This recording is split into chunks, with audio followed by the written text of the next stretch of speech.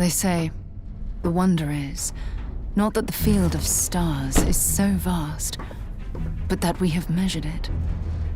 You're part of Constellation now. Part of our family. What you've found, it's the key to unlocking everything. We reach your constellation. This is all we've been working towards. Jemison route looks good. We've come to the beginning of humanity's final journey. Prepare for departure. Graviton loop array full check. Your space lane is clear. That's why we're here. Main engines go. Ignition. To discover what's out there. Good luck, Constellation. You are go for launch.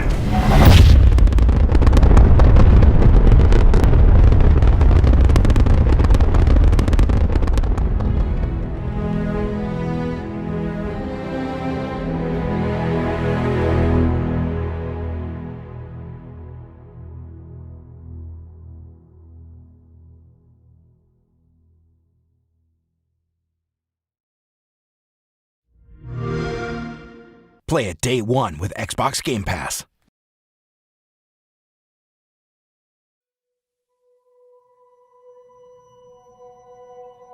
I think the one thing people underestimate about video games is that people think it's just playtime. But I always say that the one thing video games can give you that nothing else in entertainment can is that feeling of pride, right? Look what I did. And even though we want to make a game that is very big and is very long, you can play for all of those years. It's all the paths you didn't take that make it special to you, that you feel like when you finish that quest, that you feel that you accomplished something that week. The people who love video games can always say, like, you know, what'd you do today? I saved the world.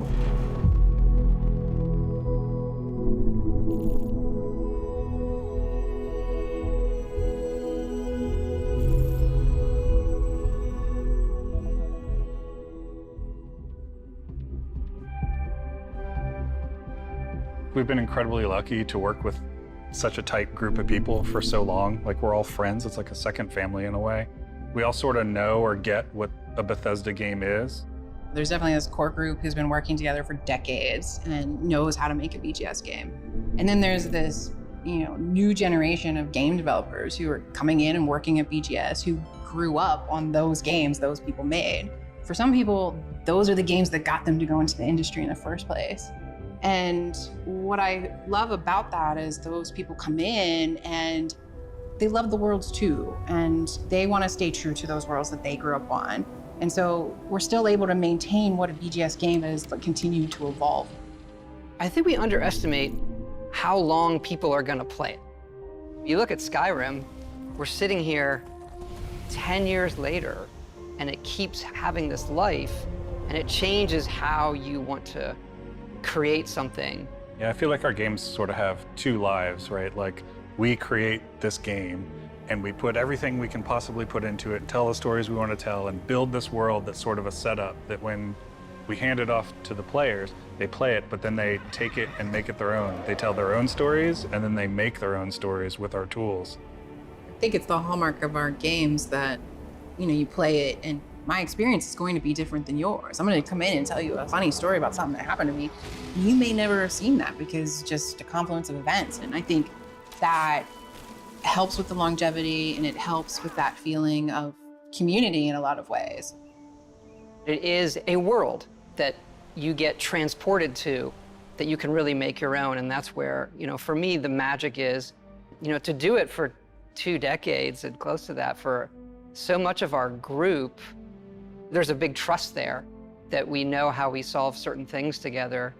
We were doing Morrowind and looking at what we might do after that and beyond that. And we had a list of what are the other types of worlds we want to go to.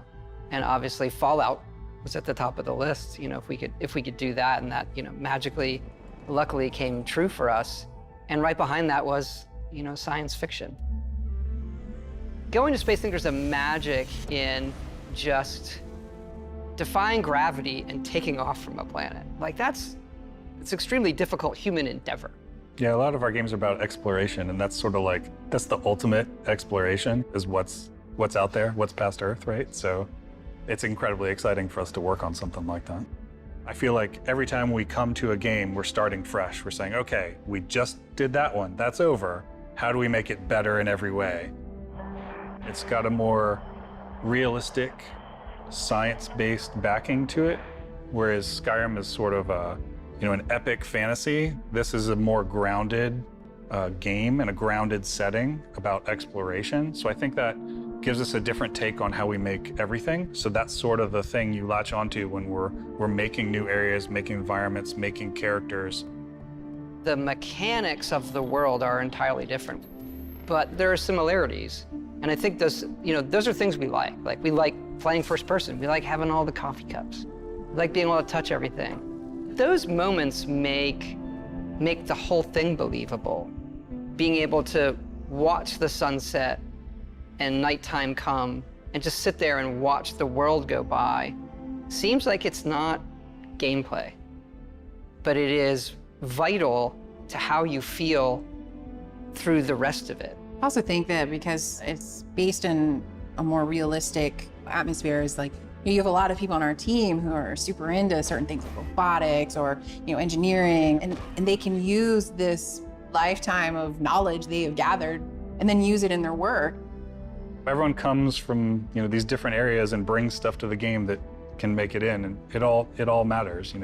From the rocks to the clutter to what the spacesuits look like. It's based on people's experience and sort of learning about how things work in the world and trying to apply it in a way that's believable for this universe. Yeah, it starts feeling so real to us. Like, all you're saying, we do all that stuff, but then concepting like everything they eat, or the toys the children play with, or what are their bedtime stories? What is their art? What is their history? What is their entertainment? It is a universe, not just a game. There has to be an emotional trigger that occurs. And I think as time has gone on, we're able to paint an even better picture that triggers that emotional thing. You always have that step out moment into the world, so to say. Technology's changed, we've all changed. So our expectations when loading up a game, like, okay, I'm gonna step out, and there's gonna be this moment. Us being able to do that and have it feel new every generation, every game, is something that is really special about what we do. I like to say that Starfield has 2 step-out moments. It's cryptic. Our process of making it is a journey for us that is very, very rewarding. And coming to Starfield, everybody's starting over and saying, what would you want to do? What does going to space mean to you? And everybody comes back to the same one. I want to see what's out there.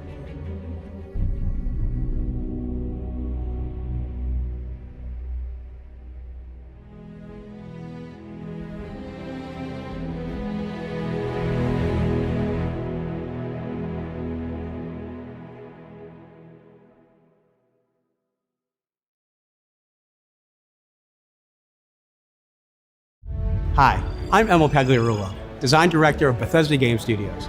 We're very excited to offer you this exclusive look at Starfield and the exciting universe we've created, which is an area of our solar system we call the Settled Systems. Our game is set in the year 2330, in a relatively small pocket of the Milky Way, in an area that extends outward from our solar system for approximately 50 light years. Around 20 years before the start of the game, the 2 largest factions in the Settled Systems, the United Colonies and Freestar Collective, engaged in the bloody Colony War. Today, the major factions enjoy an uneasy peace, but the Settled Systems is still pretty dangerous.